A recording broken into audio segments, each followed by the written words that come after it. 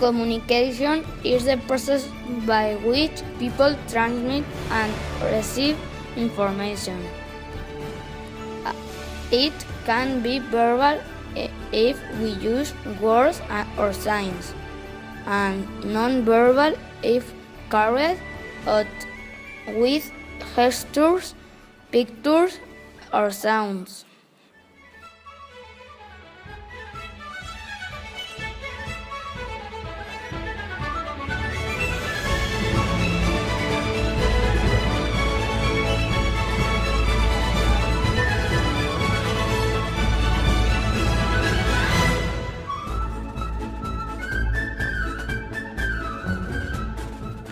The necessary elements for a communicative situation occur are Issue. Who receives the information? Receiver. Who receives the information? Message. Information transmitted. Code. System of signs used to convey information.